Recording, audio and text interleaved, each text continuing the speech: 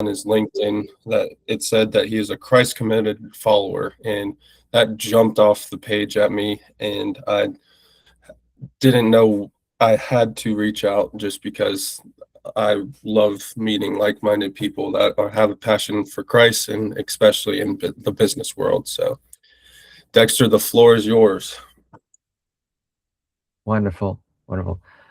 How many of you guys want to have success in your life? Right? All aspects, right? In your sport, relationship, family, values, friends, job, everything, right? So I think that's really what we all want in our lives. And we're thinking about what's the way to get there. And this is a really confusing world, as you guys know. And it's only going to become more confusing, more chaotic as time goes on.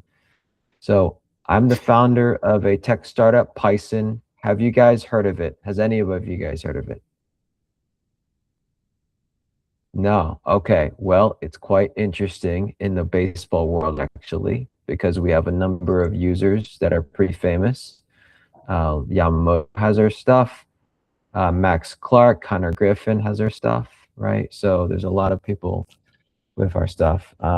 And it's a wearable, right? And I could talk about that at the end. And you guys can ask me literally anything you want. And you have free reign to do that. But let's talk about faith in business. But let's first talk about what does it mean for faith in general, because it extends to everything. So I opened up by asking who wants to be successful. And actually, in this world, especially as being a Christian, as being a believer, success is combined of two things. It's having, being successful, and we kind of all have an idea of what that means. It also means being credible. And why is it important to be a successful, credible Christian? Because then you will be able to bless others and influence others for Christ. So why is that so hard, right? It's so hard because we all know many people. I live in Boston. There are very few relatively believers. You guys may go to schools or have friends or an area where there are more believers, but this world is really always going to be so challenging, and it's already destined in the Bible that the harvest is plenty, but the workers are few, meaning that there will always be a lot of unbelievers, and it's really up to the people who pick up the cross to be able to pursue that. And that requires, though, success and credibility. And when you have that, your life will be changed. My life was changed completely, and I want you to experience it as well. So I'll describe my story a little bit. I'm 43 years old now, right? And so I was born in 1983, and then I grew up in a family in Virginia, did not go to church. Our families did not have religious values or faith. And I did very well in school. I was valedictorian. I had the highest grades. And my parents always worked hard. What I thought about was like, okay, I'll get good grades. I'll go to college. I'll get a job. I'll make a little bit of money. Then my parents don't have to work so hard because they're working so hard. That was the entirety of my ambition in life, was just to be able to make some money so my parents would have to work less. And there's a point in my time as a teenager and in college, this started to like really bother me. And I'm wondering, isn't there more? Am I worth more than that? Is there a deeper purpose for that? And there was this hole in my heart. And I think everybody may have heard this, that there's in everyone's heart, there's a God-sized hole. Right? Just think about that, right? There will always be something that will not be able to fill some emptiness inside you. And so when I went to college, I went to MIT in Boston, an engineering school, and I would, do well in school. And I was looking at all the students, they're, doing well in school. They're, sometimes partying and all this stuff. And like this like search for meaning kept going on and going on. And I didn't find the answer, right? And so I would go on these walks, like just trying to like think it through. I went into like a Barnes and Nobles. One time I saw this book, and it was a bright red book. It said, "What should I do with my life?" And I was very excited. And I got this book, and then I purchased it and I read it, and it actually made me more depressed. And so, in this search, and I was, 19, 20 years old at this time. In this search, then I actually would, even in Boston, you can take like public transit. I would go on the bus and I would take it to the end and just walk back. That's depression, right? When you do things like that, when you're in your lull, you go and you walk and then you come back. And I just thought that that's how that was, I didn't know anything better. And that's what I thought.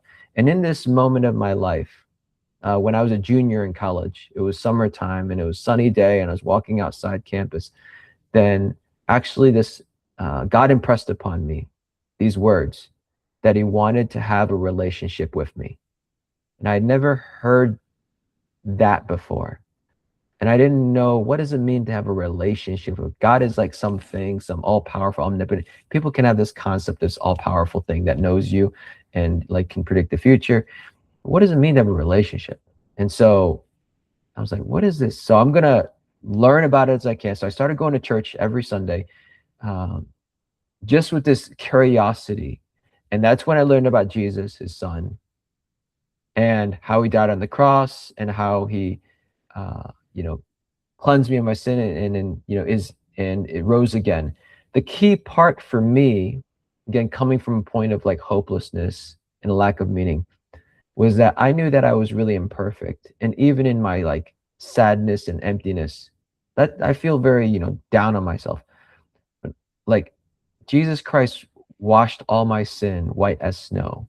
And I kept thinking, white as snow, right? And so if he's perfect and then he's in me, well, actually that means I'm perfect too. And that was the first time I had this sense of joy and hope and peace with my purpose, right? So going back to now, fast forwarding into what does it mean to be a successful, incredible Christian?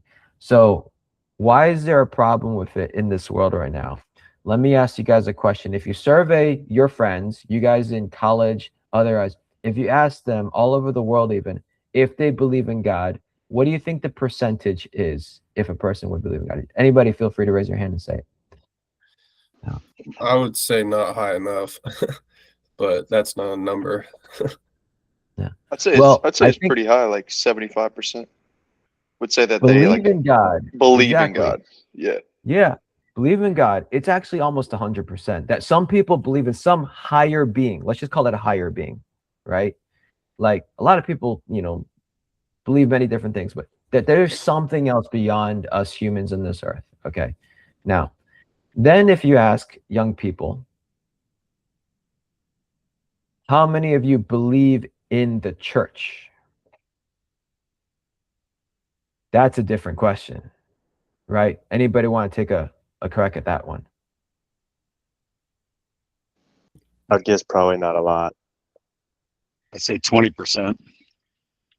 Yeah, it's very low. Over 90% of people would say they do not believe in the church. So what's going on? You have most people, maybe you're right, thinking there's a higher being, there's a higher purpose, right? There's something else beyond just like what we see in this world.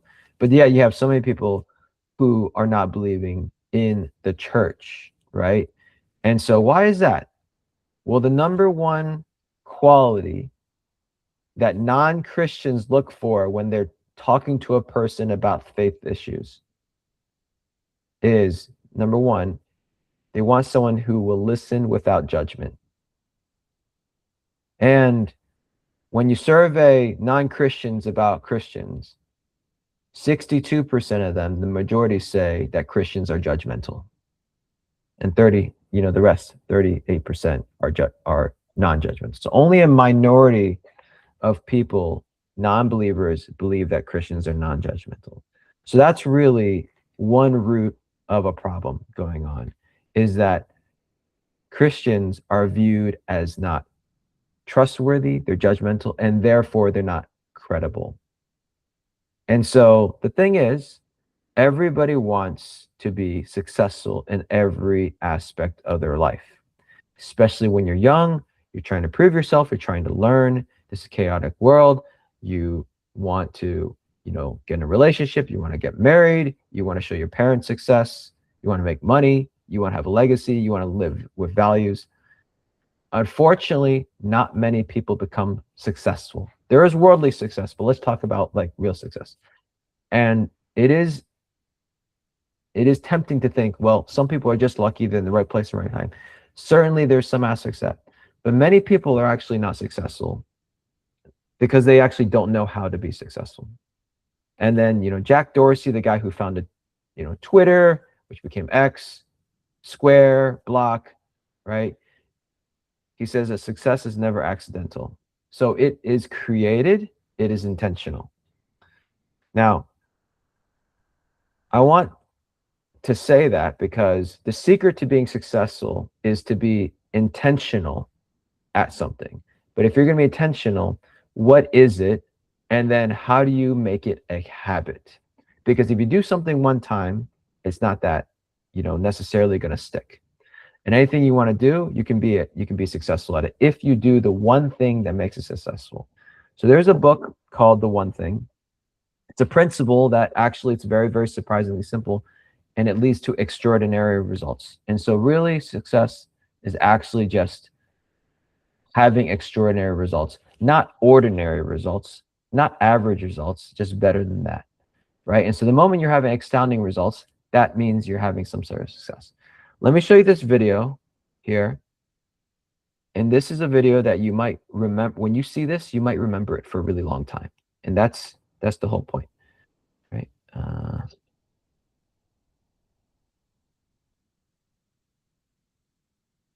There you go.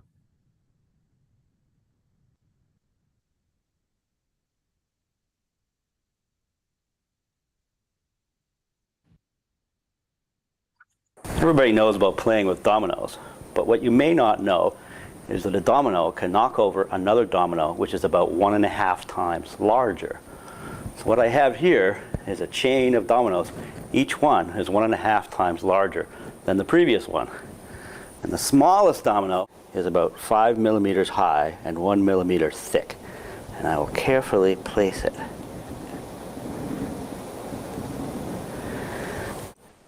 And there are 13 dominoes. And the largest domino, it weighs about 100 pounds and is more than 1 meter tall.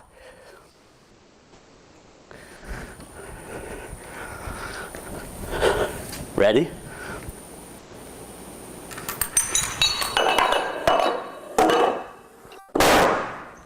Boom.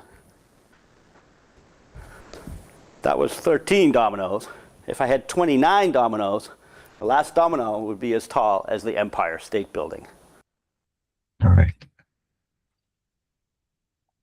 Success, you know, I show you that video because the domino principle is tiny, tiny, tiny little thing.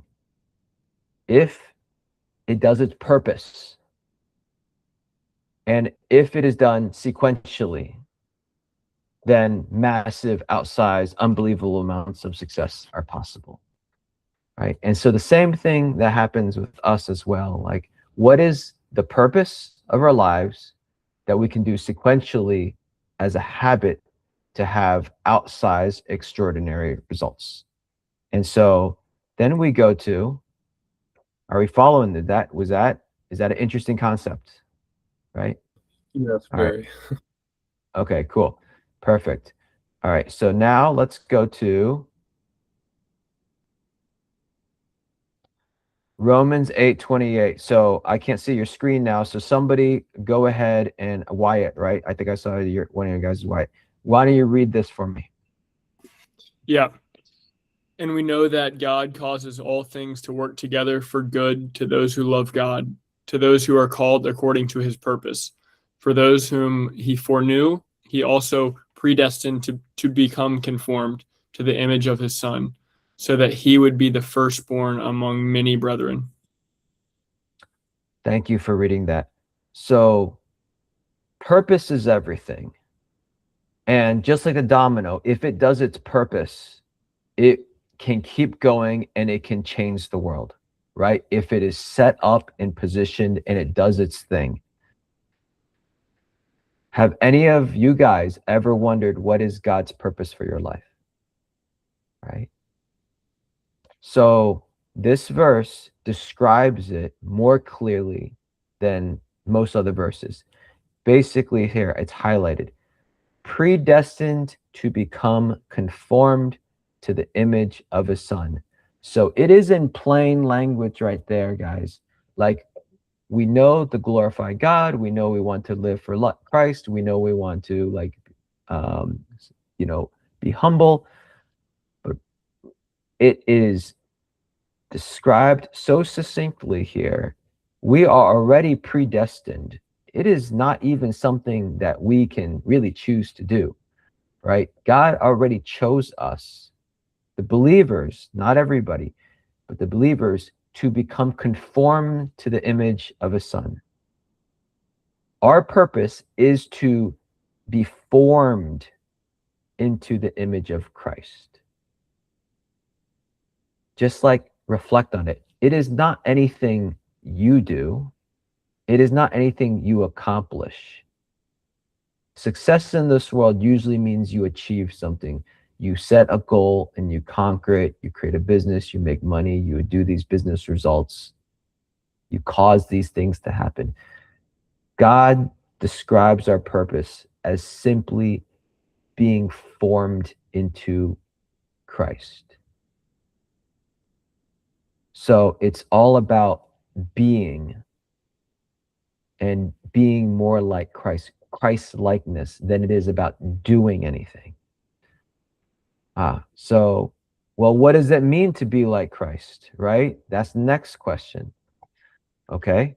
Next person. Can I have someone else read? Let me double check. Okay. Let me call you. It is, I think I saw you. Oh, no, I can't read your name. Okay. The person with the flags. I saw some red, yellow flags. Feel free to read it here.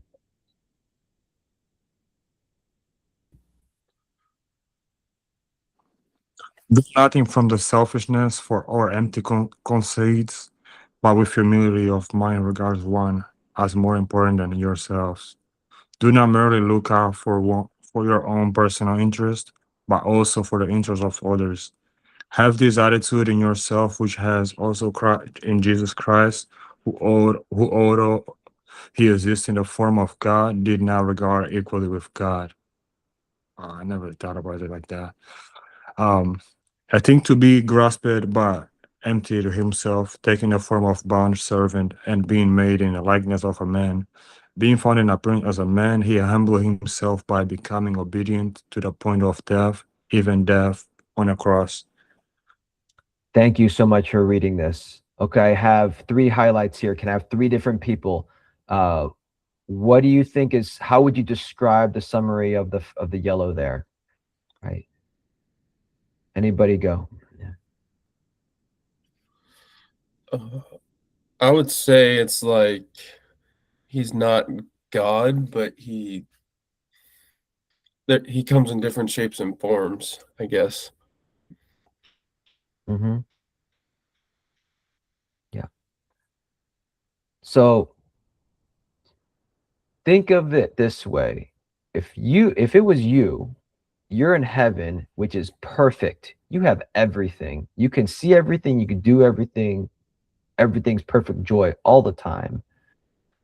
Right? You are in perfect harmony. You don't need anything. You can all powerful. And then you choose to not regard that amount of equality of God as something to be grasped. You choose to give it up. Humility is the word that describes this one, right? So imagine that, and then of course, then he comes down to have the worst death, and such a hard life, and right, and so that's why when we see somebody coming from, in this worldly sense, when we see somebody coming from a, like, what's viewed as like a privilege or safe background, and then putting themselves into harm's way to help somebody, right, for somebody else, that's viewed as like, oh, you're humble to be willing to leave that to come here. God did this. Jesus did this in a way that we can't even imagine. He's equal to God, and he gave it up, right? So next one, somebody else just jump in, emptied himself here. How would you describe that in any other words? But he gave it all, everything he possibly could. That's exactly right. Yeah. Sacrifice, And right?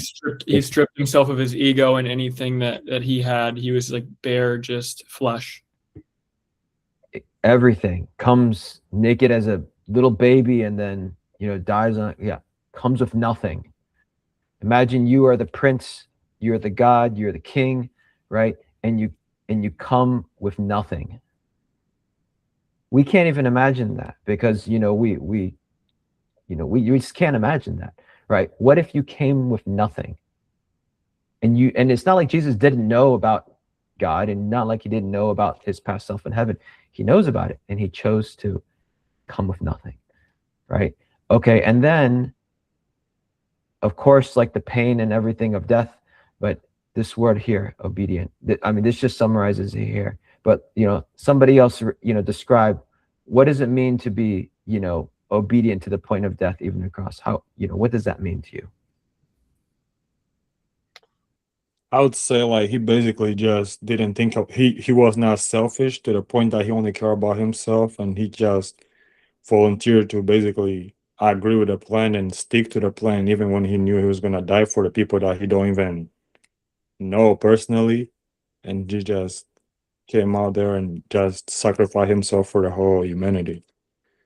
Exactly. That's perfect. Obedience, right? And so, when Jesus is in the Garden in Gethsemane, and then he even prays to God that let the cup pass from him and let it be God's will, right? Imagine if you knew in your future, because Jesus can see his own future, right? And he knows everything also, even when he's man.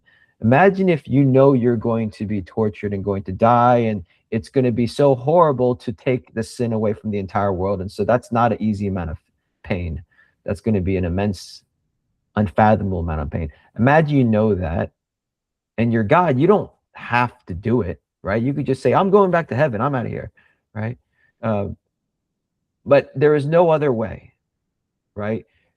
Because of his love for humanity, love for mankind, there is no other way than to go through that experience. That's how much he loves us. Because before Jesus came, as you guys know, right? So the gospel, in a few very simple truths, right? I'm gonna stop sharing. The gospel in a few simple truths is God loves us and wants to have an abundant, eternal life with us, right? And number two, sin separates man from God, because if God is perfect and man is, not perfect, well, a perfect being just cannot be with something that's not perfect, right? It's like in philosophy, you just can't have an infinite thing with something that's not infinite, right? So there's no compromising there. There's no grays. It's either black or it's white, right? There's either light or there's like darkness, right? There's either something or there's not. So God cannot, and that sin separates us from God. And if we're separated, that is spiritual death.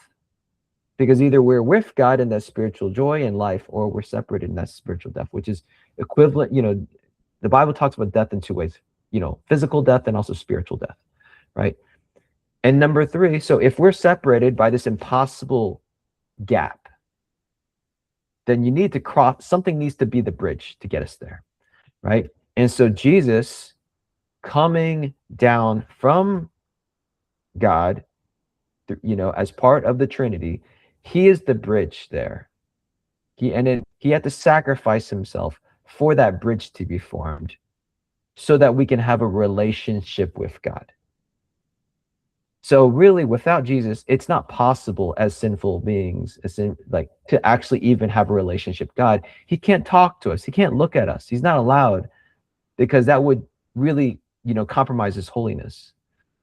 So that is why Jesus had to do this, if he wanted to love us.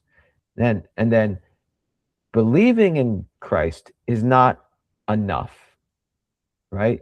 We need to also, I mean, considering him our savior, not believing him, no, we have to dedicate our lives to him. Because if somebody like saved your life, you owe them, right? You would do anything for them. It's a bit different because it's not like we saw death and then you know, we were rescued out of it and, you know, we can physically thank somebody for it. But this is happening all the time, and it happened even before we were born. And so it's just hard to appreciate in our physical selves. But this is exactly the same thing. When there's a debt to be paid, it's the same thing. If there's a debt, if you lend money to somebody or somebody lends money to you, or you swipe your credit card, right? Or something like that, right? There's a debt. There's only, a debt doesn't just go away, right? Somebody has to pay it. Either the person who owes the money pays it, or the person who, you know, is owed money, you know, allows it to go away. There's no kind of like hiding from the fact that it has to be handled in some way.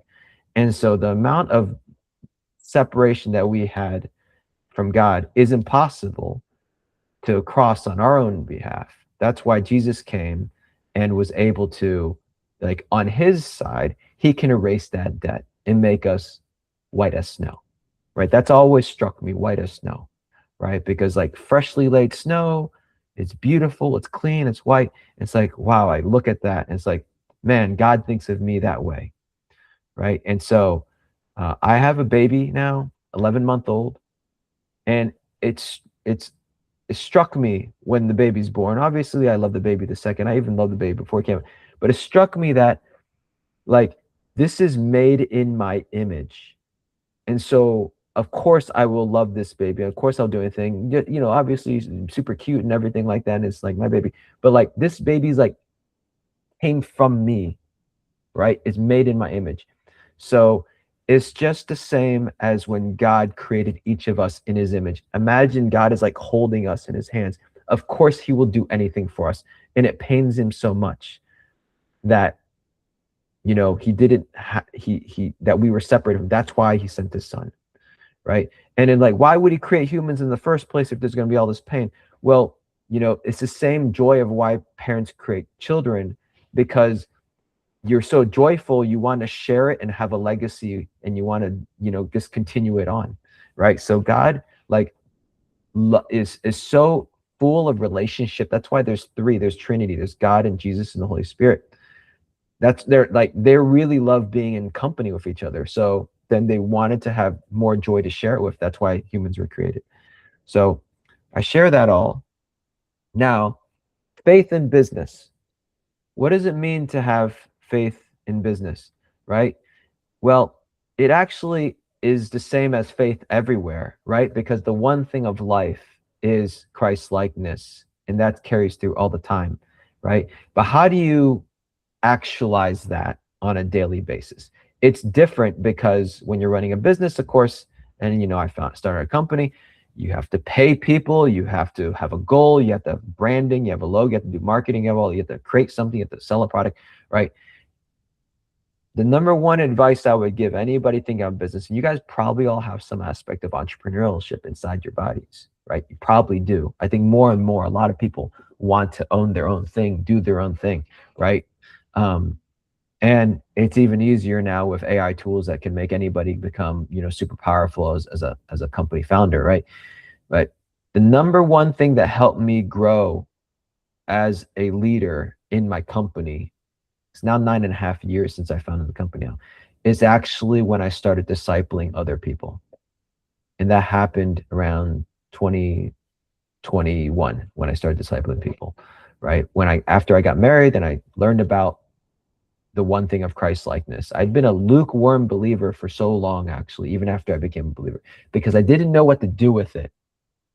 And so there's an aspect of, there's a difference between being converted to be born again and actually like taking action and living with purpose on a daily basis, not just a Sunday churchgoer, right?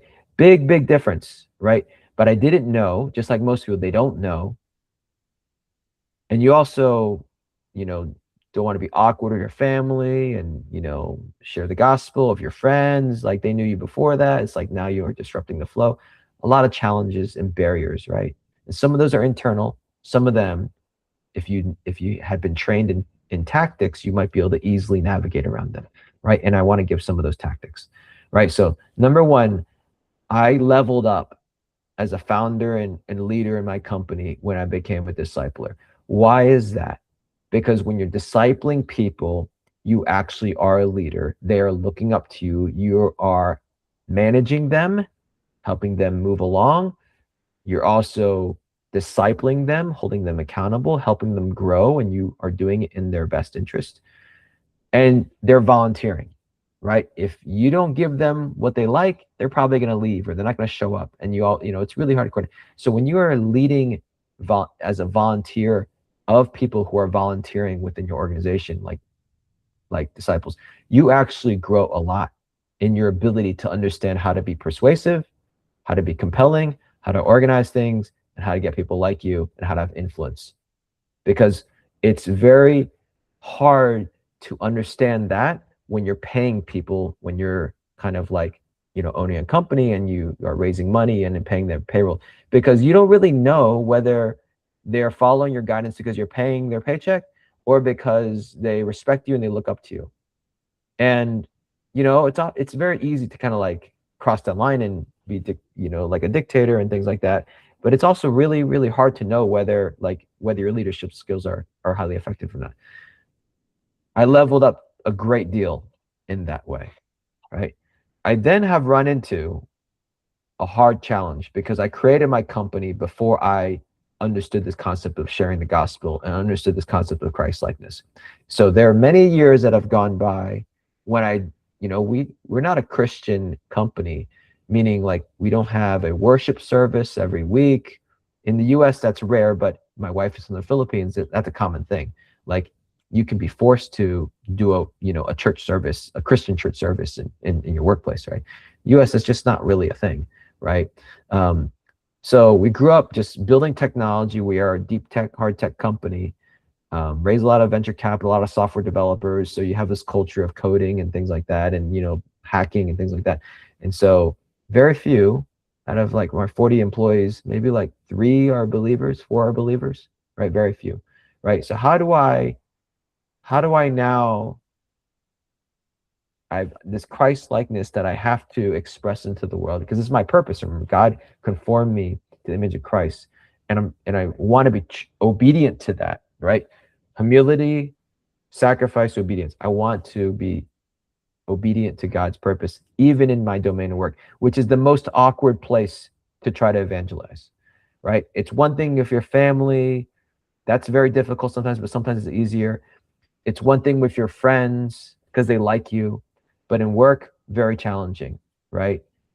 Possibly the hardest place to evangelize, but yet maybe the most important, right? Because it's so influential. Money moves so many things in this world, right? Like the world runs on money in a lot of ways. So commerce transactions make drive people to do things. So I struggled with it, right? I did learn a couple things, and now I'll be very specific with it. I learned that Christ-likeness, number one, you have to be so humble to know that you can't change any person's heart for God. Like, just like when I came to know Christ, it wasn't because of me, right? God planted the seed, he told his voice, I followed it, I accepted it, right? That's nice. But God laid all these things for me, right? And then my heart's conversion, that was God's timing. It's the same thing with every single person in the world. They're on some sort of journey that you don't know whether they are. They're, if you shared the gospel today, they're gonna, accept Christ that day, or they need to hear it 20 times from 20 different people before they get there, right? It's just like marketing. Why does Coca-Cola still have billboard ads, right? Everyone knows what a Coca-Cola is, right? Why does McDonald's have a billboard ad, right? Because marketing, advertising is about repeated attention, right? You need to see so many touch points. Social media is like just basically totally figure this out, right? If they show you things into your Instagram feed and TikTok feed, like, believe it or not, you're probably going to buy it, right? because they know who you are. They know, another kid who is your age, your gender, your interest in sports or whatever it is, bought it. There's probably like 80% chance you're going to buy it too, right? And you think you made the natural decision. You probably didn't really make a total natural decision, because it really fed you that advertising and that marketing in repeated manner. Sharing the gospel and having conversion is actually the same thing.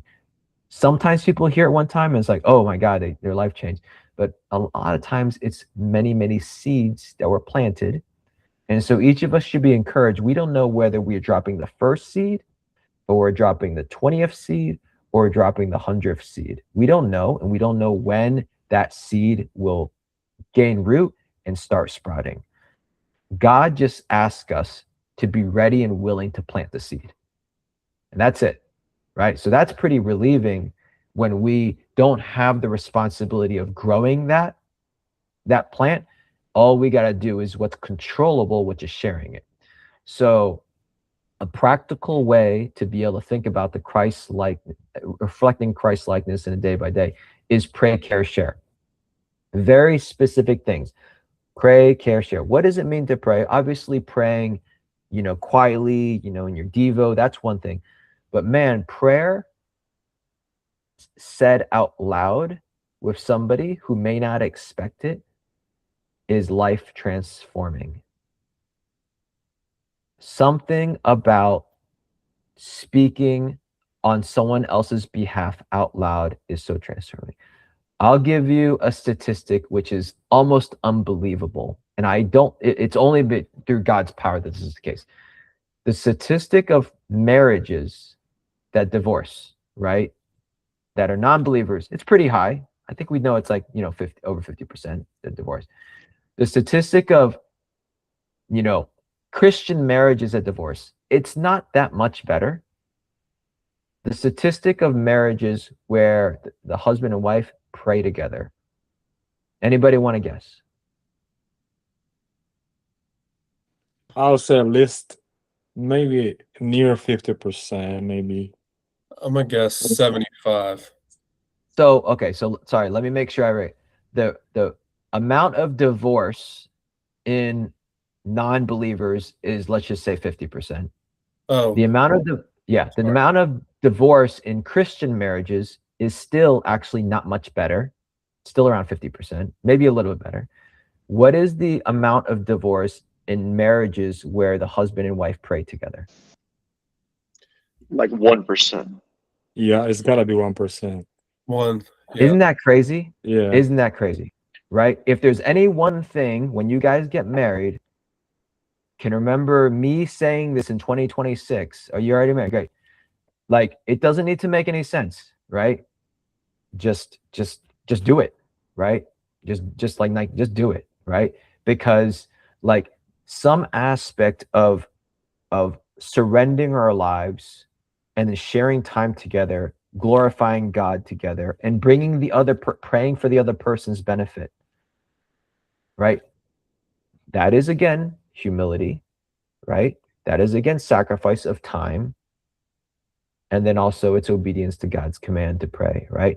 And so number one, like, we have one resource in this life, it's time. When you give your time to somebody and you give them, and prayer is 100% undivided time to another person. If you pray for someone, they know they are receiving your time, and it's like for their good, and it's possibly, even if they're not a believer, it's channeled and aimed at a higher being, which again, most people believe in God, right? So like, then they're like thinking, oh my God, this person just spent undivided time speaking to a higher power on my behalf. What will they think of you? They will instantly like you more. They will instantly trust you more. They will consider you bold that you shared your beliefs with them, and then you are caring about them unconditionally by praying for them. Praying out loud is one of the most powerful things. How do you do that? I can tell you, I've run my company 9.5 years. I sometimes occasionally pray for people. I don't know what happened in the last 3 weeks. It just came upon me to start doing it all the time. I've done it with investors. In the last like 3 weeks, I've done it with like 6 one-on-one meetings, right? Where I would normally never do it. Like an investor, a customer. I interviewed a police chief, right, on Zoom on Friday. He's one of our users. And at the end of it, this is what I said. I've done this 6 times now. Can I pray for you? Answer is almost always yes. Like I've actually never really had anybody ever say no to that, right? So can I pray for you? Yes. And then they don't know how to respond. Like, it's kind of awkward, right? Then I say, what can I pray for? This police chief said he's going to spring break with his family, right? They're traveling. And I was like, okay, great. I'll pray for you. Can I pray for that? And he's like, yeah, sure. And he said, I'll pray for you too. And he thought that meant just was a nicety, right? I was like, oh, I'll pray right now. And I prayed right now, right then on the Zoom call, right? I have to act cool. You know, you got to, understand whether it'll be awkward or not, right? I had an investor, who drove up from Philadelphia. He's a former major league pitcher, actually. His name is Jesse Biddle, right? He was on the Phillies, a number of teams. He's retired. He's now a venture capitalist. He came. He's like, where do you want to meet, Dexter? We met in a cafe. Spent like an hour and a half there. He told me a little about his family. He just invested in our company about 4 months ago. And then at the end of it, it's like when you have a good conversation with somebody, there's that moment, you guys all recognize it, when there's a little bit of like lingering. It's like, well, I don't really have to go, but I should go. This is a good conversation. When that happens, I'm like God like tweaks my heart. I'm just going for it. I just asked him, can I pray for you? Right? Just straight up. I didn't prime the topic. We never talked about faith ever before. I just go for it. Right? And the guy's like, yeah, sure. And I asked, what can I pray for? And he said, his wife just passed away from a disease. They have a 2-year-old kid.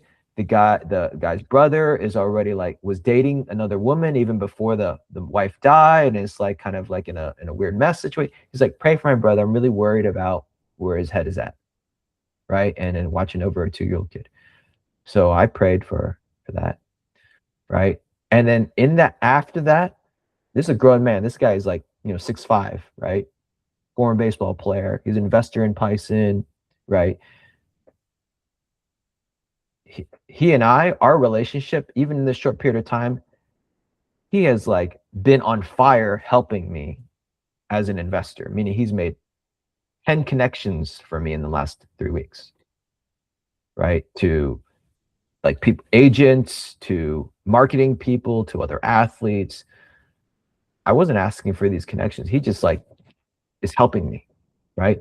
When you pray for people, it has an impact. It is possibly the most impactful thing you can do for people, right? And it's like, oh wow, we kind of know that, right? But man, I've seen it happen now, and I've just taken it to the next level by actually doing it all the time with people in one-on-ones, right? So that was pray. Care. What does care mean, right? This world is like the ghosting culture now, right? You could text somebody, if they don't write back, it's awkward, but that's kind of the norm, right? Nowadays I call people. I just if I got to do something, I'm not gonna text. I'm just I'm gonna pick up the phone, and a lot of times they pick up, right? And it's oh my God, let's have a real conversation, right?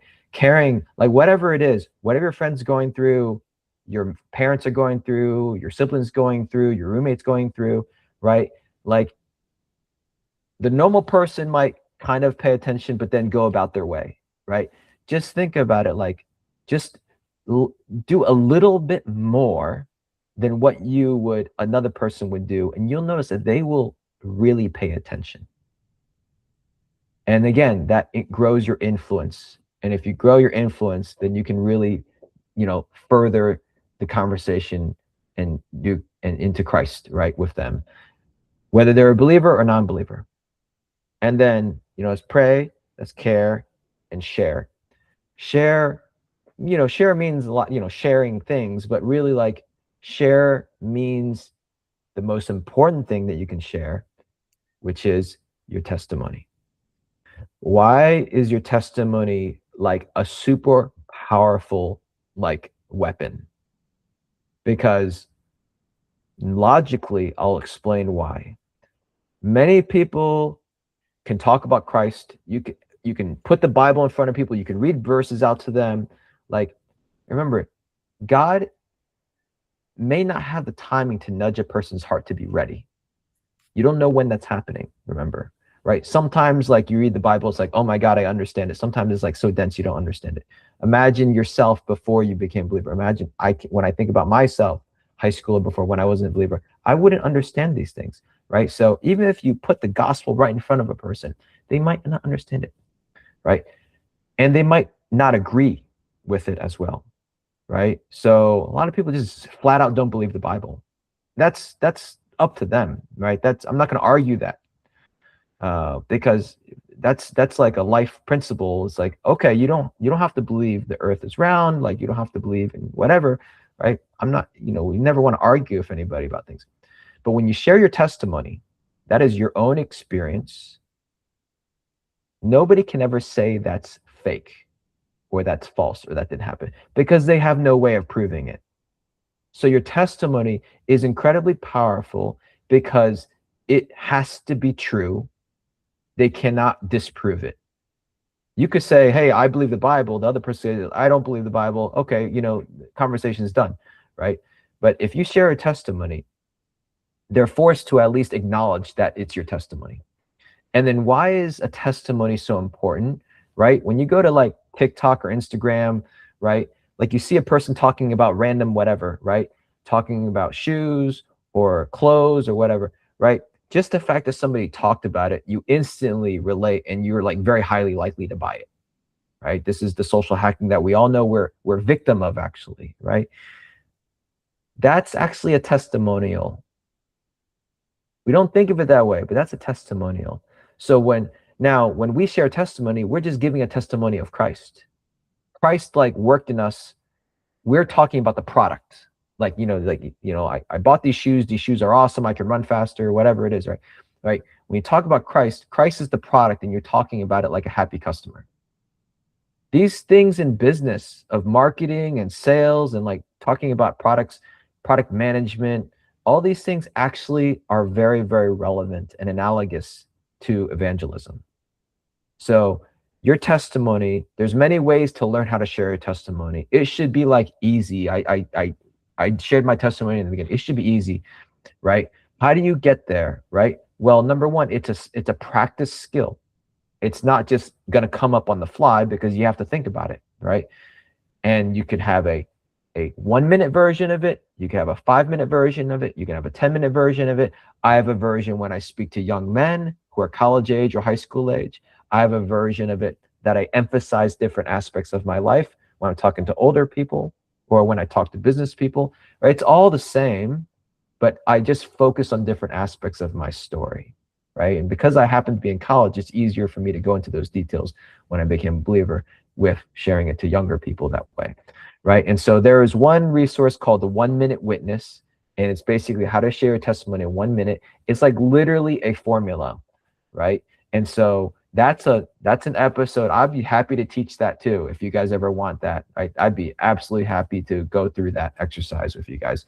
And everything I'm talking about actually could be its own exercise too, which I have experienced and I have taught in my discipleship group as well, in Boston and remotely. So, but I'm sharing these things for you. Your testimony, super, super, super, super, super powerful, right? Praying for people, super, super, super, super powerful, right? So I will pause there and I'll answer any question you want about anything. And then I'm fully open to have further, teaching sessions or anything as well. But you can ask me about my business, about discipleship, family, anything you want. Thanks so much. You talk about praying for people. Have you ever had someone be like, no, you can't pray for me? No, not at all. They could just be like, that's not my thing, but sure, go ahead. I've had that. Yeah. I just felt like that's an awesome way to break down that awkward barrier, like you said. And me and Colin went to school together, and a quote from our coach that always stuck with me was getting hit on the head with a Bible. Like that's not what they want. That's not what we want to do by any means, but simply asking to pray for someone is subtly planting the seed and saying, that Christ loves you too. Totally. Absolutely. Hey, Dexter, along those lines, you're an incredible light. Have you run into a situation where, a business situation where you've kind of faced a discrimination or lost a case or prospect, and you think it could add something to do with your with Christ? No, I don't think so. I wish I had been more out overt with my faith the entire time as a company. I really, if I could redo many things in my company, I would. One of them would have been to found the company on Christian values up front, because then employees would kind of like know about it and I would be more intentional. Now it's like, oh, you know, they don't know that my mindset's greatly changed to now discipling them. But in the beginning, it wasn't, right? It was like, I'm hiring these guys, you're going to do this job. And then when you leave in 2 years, you know, it's like, whatever happens to you, right? I just kind of looked at it like just kind of non-emotional. But I think you always have the opportunity to what's called like influence your sphere of influence. Your sphere of influence is wherever you are at. Right? Like the church in general, I think, is challenged because you send missionaries to another country in the US, or every Western country is like, oh, the people who are called are going to go to some other country to do missionary. The greatest mission field is actually where you are right now, wherever you are. It's also super awkward and super hard. Right?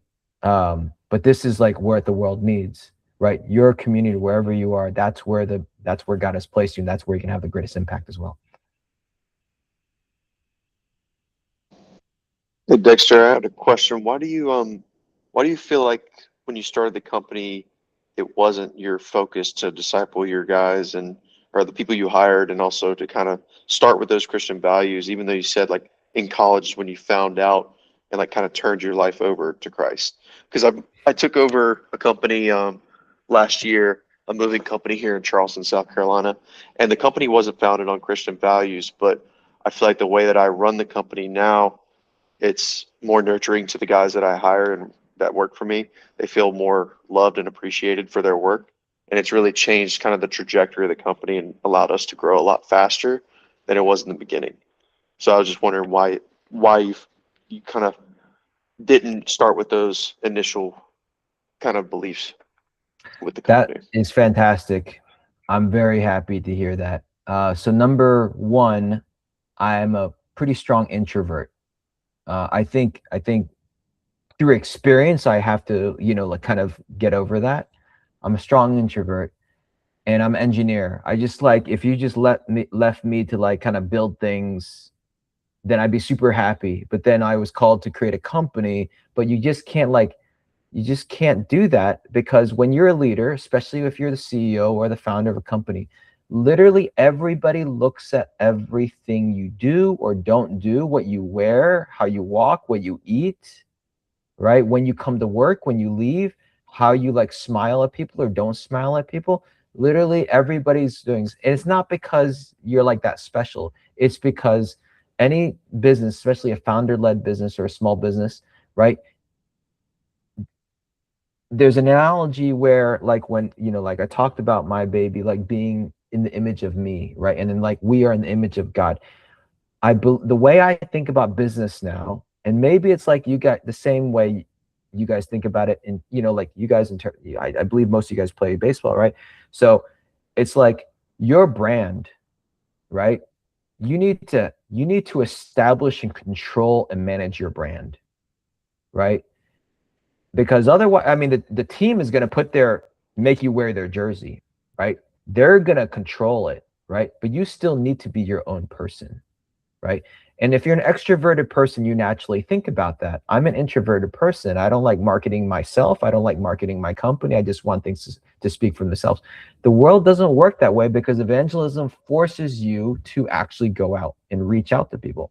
I can just sit in my room and just pray all day for business success and customers, right? But like God gave me feet and hands. I got to go out there and chase it, right? And then obviously like with God, then it all comes together. But I have to do that part.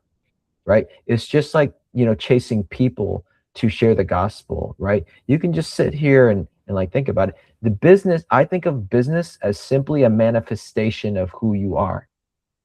And so the number one aspect of creating anything, discipling or having a kid or being married or creating a business, anything where it's going to be external to you, it is really, really useful and very important and necessary to first have a really strong understanding of your own values.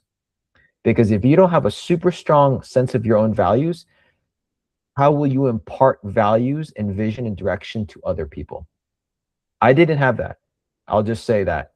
I created my company, I'll say very kind of like accidentally. My mom was affected by ALS, like Lou Gehrig's disease. So she passed away from it. And out of passion for that problem, I just kind of kept rolling with it, and it became a company, and I kept raising money because I kept talking about, I wasn't seeking to build a company intentionally, because if you do, you would think about values, and those values are actually extensions of your own values. So, if any of you guys are thinking about a business, like once you have like a firm sense of who you are as a person, which you guys are probably like, more mature at your age than I was at that same age, right? Then just think of your business as like a manifestation of yourself, just doing that other thing, which is, making a product or service or something like that. And if you don't have that figured out yet, I think it's important to figure that out, because otherwise, like when an employee joins, even though you're paying them, right? When an employee joins though, they're really signing up to follow you, right? They're working at the company, but really they're signing up to follow you as a leader. And so therefore you should really have a good idea of where you're going and who you are to be successful in that. I, as an introvert, have, not been super successful with that until I gained a better understanding of it. Now I have, I'm much more like clear about how I stand on things. Gotcha. Thank you for sharing that. I like what you said about like your business is kind of a manifestation of your own personal values and the way you want to go about your life. So that's really what I would try to do with my guys. I have about 23 employees now, so it's pretty wild to hear you say that. But thank you. So I saw this on the news today. Player for the Chicago Bulls, Jaden Ivey, got released from his team because he posted something professing his views on Christ, and like he was very against the NBA doing Pride Month and all that stuff, because he basically said it was celebrating self-righteousness.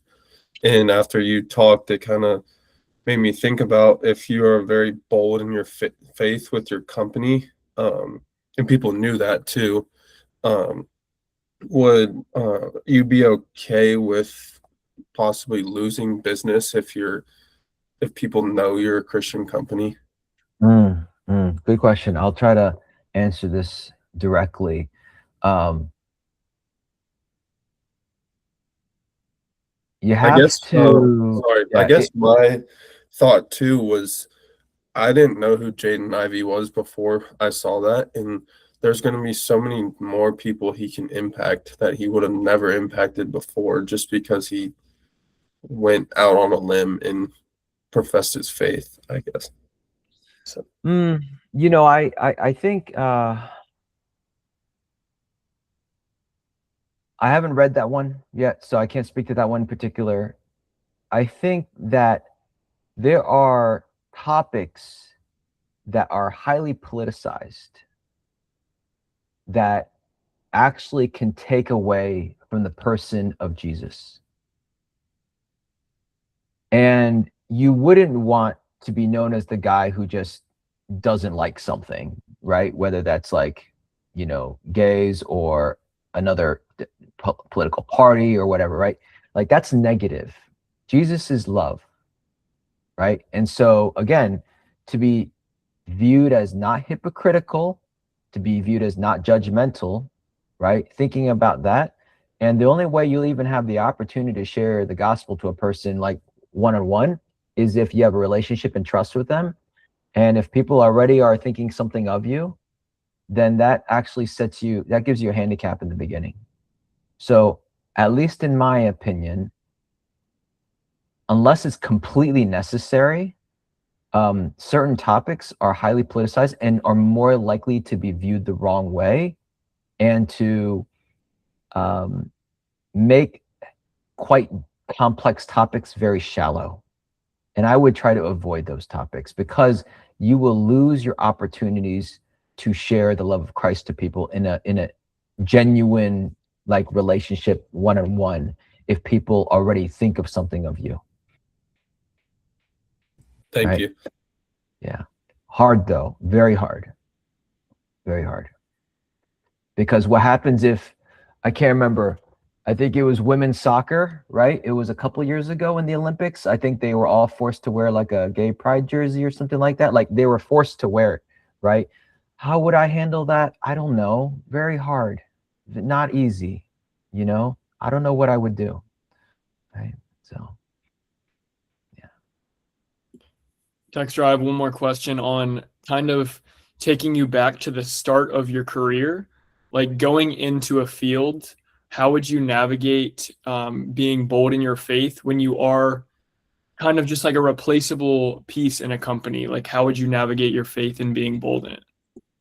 Oh, you mean a larger company, right? Yeah.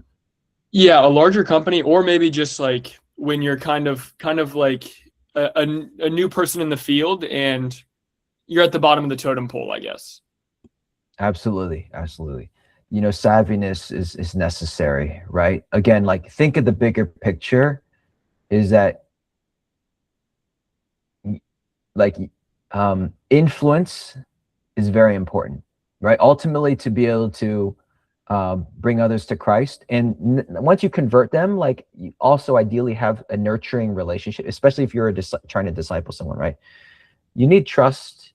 You can't be viewed as weird, right? You have to have savviness on it. Same thing as being a new employee or young person in a bigger company. You kind of have to, in a way, follow the rules. And the only time when it's really important to like not do that, and the Bible is pretty clear about this, only if it says like give unto Caesar what's unto Caesar, right? Give your taxes to Caesar, right? Which also other parts of it are follow the law as well. Like we are commanded to follow God, like the leaders that God has placed us, like the governor of whatever state you are in, the president of the United States, right? Whoever that is, right? God placed that leader there. We don't understand God's like perspective. We don't want to judge that. That's the leader, right? Whether you agree with them or not, right? Our role is to be as obedient as we can unless it is directly counter to something that we know the Bible is saying to us, right? But if it's a gray zone or it's not, well, I mean, it's better to be obedient then because God placed that leader there in your life. So as a young person, then you have to use savviness. And then that's what I would say, like, in the one-on-ones with the other young people or even with your manager, that's when you can express things.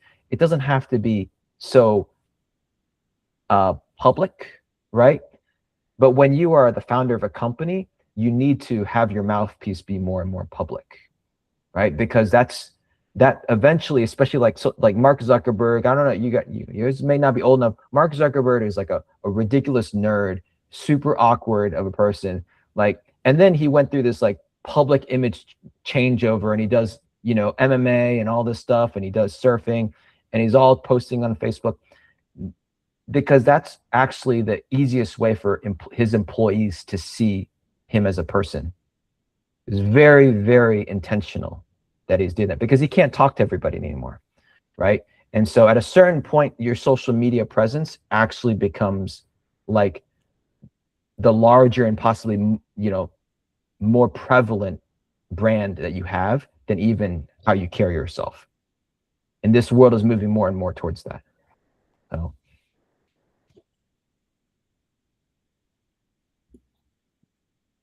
And when you said about sharing more your testimony on social media, like how do you like That's something I would like to do. Like, how did you like find the strength to just come out there and be more vulnerable like that, especially as a man? Good question. I haven't shared my testimony super publicly yet. I think when there's the right opportunity, I do share it as frequently as I can. One other tiny trick that I do, but it's like praying for a person straight up, I think is like actually like this like life hack that I think is awesome. I mean, it's obviously from God. Another one that I've done is like if I'm sharing lunch with somebody, I will say, is it okay if I pray for the meal? And that's kind of a lot of lukewarm Christians even pray for meals, right? But then it does oftentimes, as a conversation starter, the person's like, oh, tell me about your faith, and they're just making conversation because you just kind of like change the topic by praying for the meal. And then I insert my testimony, right?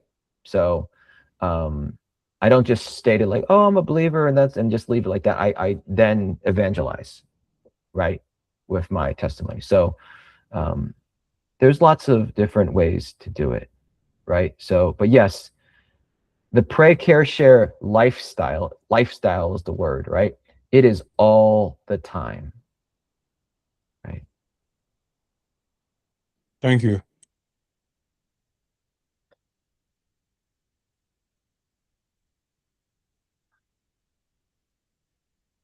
Any other questions, guys?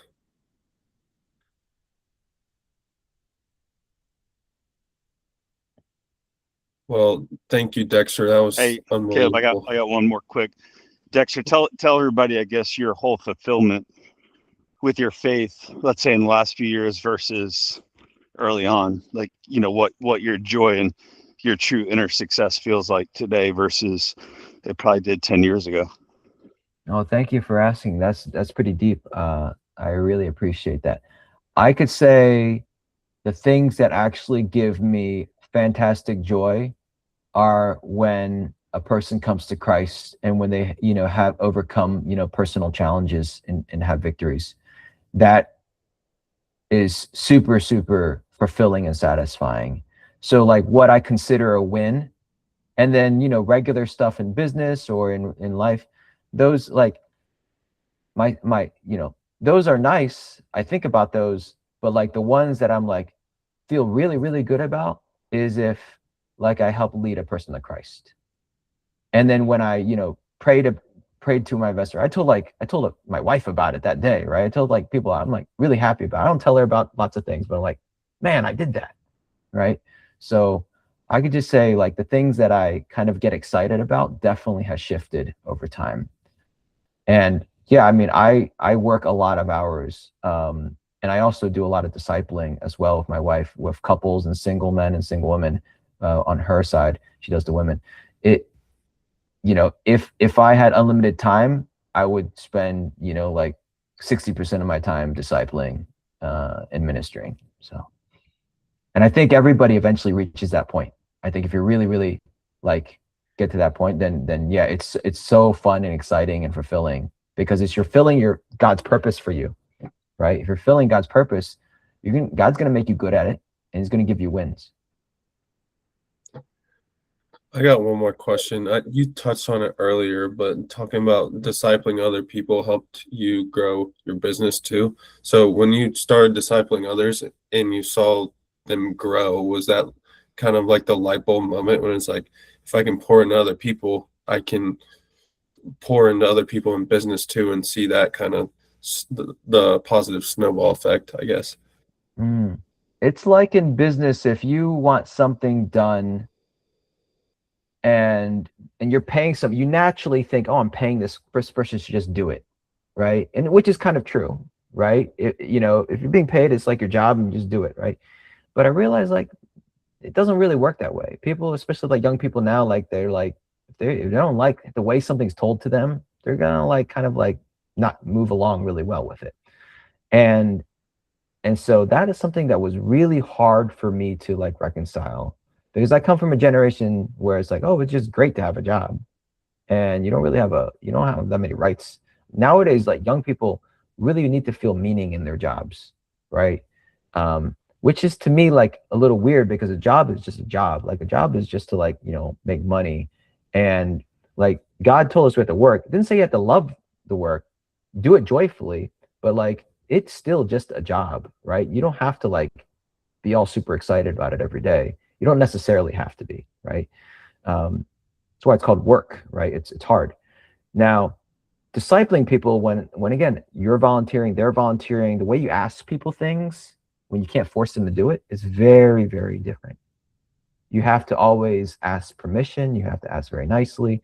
And then when you see how to actually lead people when you're not paying them, then you approach employees totally differently as well, right? Out of kindness and gratitude. It's almost like I'm grateful that a person I'm paying is doing something for the company, even though they're being compensated for it. It's very, very different mindset. Has your company made the leap to profile candidates to kind of look at where their social media and obviously their faith, political values may be? Have you guys gone that far yet? No, I don't think I would ever do that. It never occurred to me to think about that one. Yeah, I mean, we're a small company. It's never occurred to me to do it that way. Yeah, and like I judge people on their output, right? In a job, like I think of it as black and white. If a person has extremely high output, then they're a really good employee, and as long as they have a good attitude about it, right? And so their personal values are their personal values. If anything, it means that I have an opportunity to spend time with them and be able to share my values to them. You don't want to spend all your time with people with the same values, because then you're not reaching the lost as well.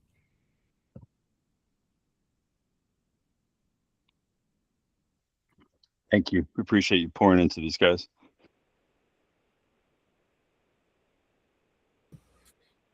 If that's it, Colin, could you close us in prayer? Yeah. Dear Lord, thank you for this day. Thank you for this wisdom and guidance that Dexter shared with us. Just pray that you would watch over everybody as they go about their weeks, and let us touch the lives of those who are lost and bring them closer to you. We're thankful that we get to know you and get to have a relationship with you. And Lord, I pray that you would just be with my guys that are sick and hurting right now at my job, and that if anybody on this call knows somebody who is going through a lot, that you would keep them on their mind and just be with them, Lord. We thank you for everything you do. In Jesus' name I pray. Amen. Thank you. Thanks again. That was awesome. Yes, thank you, Dexter. Dexter, appreciate you very Thank you, much. Dexter. Keep doing what Thank you're you. doing. My pleasure. So Y'all have a thank good you. week. Dude, Thank see you, y'all boys. everyone. See ya. See ya. See ya. See you guys.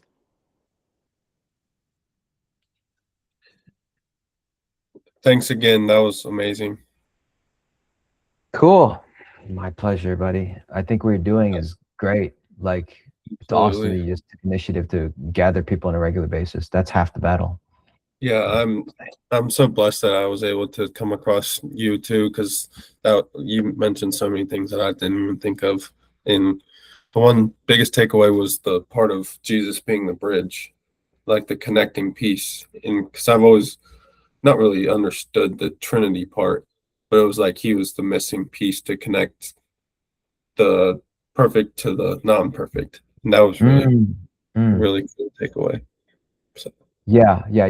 Just sharing the gospel, there's like a very concise way to do it that I've been trained to do it, called the best decision. And I learned it from my church. It's very concise, and you can almost like memorize it word for word almost. And it has the imagery of Jesus as the bridge, right? So yeah, I think there's, to any extent you'd like to learn any of these things, I didn't come up with any of them. I was taught this, and then they made sense, and it's easy to share. Absolutely. Yeah. You said you have another discipleship group remotely. What does that look like? Yeah. So, I have in Boston, we have about like 25 people in Boston. And then what we do is we actually have multiple groups, and my wife and I are the lead for the Boston area. So we have like 2 other leaders, and they have people underneath them, and we have people underneath them as well. And sometimes those people are not easy to access in terms of like live more than 2 hours away. Then we mostly do Zoom meetings. right, as well, right? So if you're interested, I don't know who disciples you and how that works, but I mean, I'd be happy to, I would have a love relationship with that. you. Yeah, I would love that. Yeah. Yeah, because Do you I've been, have a kind of, do you know, do you have a concept of who would be discipling, or you have never had that before?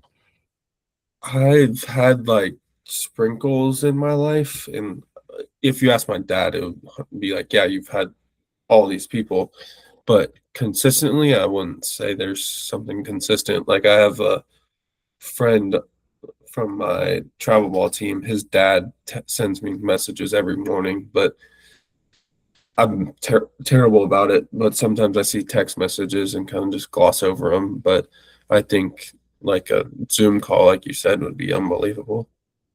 I'd be happy to do so, right? I absolutely happy. Would you want to do it like, it's very powerful also in a group, right? So if you Yeah. had a couple other guys you want to do it with, we could do it together. And I also would layer in one-on-ones, but it would be like the main sort of regular gathering would be like as a group, let's just say every 2 weeks.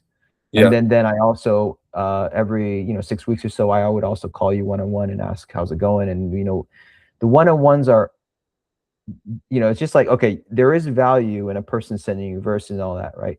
But discipleship, like intentional one-on-one discipleship, gets pretty deep, Yeah. where like there's a lot of things you need to have someone to kind of help you dig into. So as a man, obviously, like our sexuality is really a hard thing to deal with, especially in this world, right? Hmm. How to be a man, right? What is the right way to consider a girlfriend or a wife? A lot of these things we absorb from our parents, or we absorb from videos or social media, right? Yeah. The Bible is very clear about those things too, right? But then this is not a you teach and it's done. This is a continuous process, Yeah. That'd be, because it requires brokenness, and like when you have brokenness, then you actually better appreciate who God is. So um, that level of like depth of relationship is what discipleship should look like as hmm. well. So I'd And be happy to, Caleb. I think I had a discipleship group. I think you would call it that, but in my summer ball team, we basically all shared our testimonies to each other at like once every day. And that's really why I found Jesus, to be honest. So Wow. if I can Wow. keep going in that direction, it's a win-win, That's great. That coach or that organization, I mean, that's Oh, where that is unbelievable. like, Changed my life. yeah, that is like when you can start a Christian organization from the beginning, you would ingrain it like how you experienced it, and then the fruit is so high because, I mean, it's almost like the kids can't avoid it, right? And is that like too much? No, because God calls us to do it, right? And we know it's a good thing. So that's great. If a company, an organization, or a team was started that way, and I think we would want to intentionally create organizations like that. So I'd be happy to. I would say that if you had, like, let's just say 2 other people as well, that is great, because then there's more bouncing and learning from each other too, right? You're 100%. listening. If there's 4 people or 5 people or 6 people, you're listening a lot less than you're talking, right? And that's really where the growth happens, Hmm. right? So, yeah. Yeah, I think something apart from this group would be great too, even if it's the same people, but it's kind of another thing too. So I Yeah. think Yeah. All good. big thing I struggle with is praying for people. Like I feel like that awkwardness that you talked about, like I'm gonna challenge myself, because there's a lot of us that pray right before the game and kind of do it by ourselves, like our time with God. But that's good. But I want to grab somebody before they go to do that. Like, can I pray for you or with you, kind of thing, and do it out loud? I'm Yeah. gonna challenge myself to do that. Yeah. Yeah. So That's awesome. Right. actually, like putting the affirmations and words out in the world versus in your head too would feel like it's a Yeah. win. So, right now we could chat. Let's just say in you have your meeting every 2 weeks. So let's meet on the off weeks. That's probably easier for you, right? I assume. Yeah, I do it. I do it every week. So Oh, you do this every week. Okay. Yeah. So let's chat again. We can chat again next week. Okay. So that would be the first week of April. That's actually a good week for me. Potentially. Is it which day might work for you?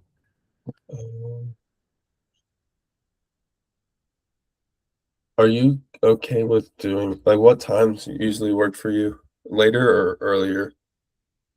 Up to you. Up to you. I'd say Monday or Tuesday is better for me next week.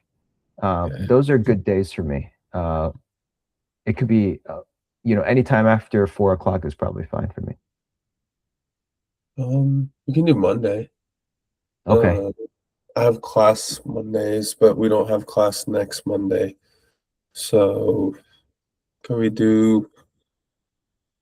I might have to text you a perfect time, but Yeah, anytime after 4, just let me know. We'll meet for an hour. And if you do bring a couple guys, great. If it's just you, great also. okay, Right. it might be like Um, 7, 8 o'clock range if that's Yeah, that's cool. That's cool. That's cool. Yeah. perfect. And before that, I invite you to do something. There's a movie called The Forge. Have you seen the Forge? movie? Have Forge. It's not. on Netflix. Yeah. So it is, there are some aspects of it that are like quite moving. The intent is very, very good. It's basically an evangelism movie. They really communicate the why of why we need to get the word out there, right? Especially to the younger generation, right? They show about the addiction to video games. They show the addiction of like distractions, right? They show the addiction of like feeling like, a lot of people like they don't work because they don't know what to do. They don't know what job is the right one. These are very real Gen Z problems, right? And they show that well in this movie. And then they also show this, they show a flavor of discipleship, right? Which is, there are many different ways to do it. They show one flavor of it, which is like going alongside a young person, an older person, a young person for a long period of time. I think they don't show what I think is really important, which is how a person like you can disciple other people like you. Mhm. That's really kind of what you're doing right now. You're gathering, right? So you're what's called a person of peace. There's a term for people like you who Mhm. naturally are socially charismatic and organized. And if you ask people to show up, they show up. That's super valuable because if you find more people like you, right, like that, they become very effective at creating their own groups because they have so many skills. You have so many natural skills already, right? Yeah. So I know that every bit of effort and like experience we share together is going to be multiplied into other people because you already demonstrate that in your fruit. Mhm. So that's why I'm like, it's fantastic, and I'd love to be able to have the opportunity. This is crazy how God's working already after we've talked 2 times, but I mean, this is amazing. So definitely looking forward to what's to come. All right, buddy. So yeah. Thanks a lot again, and we'll be in touch. And I'll send All right, you a thanks. message so you have my phone number too. Sounds good. Thank you. Thanks for your time. Okay, cool. Take care. Bye bye. You go.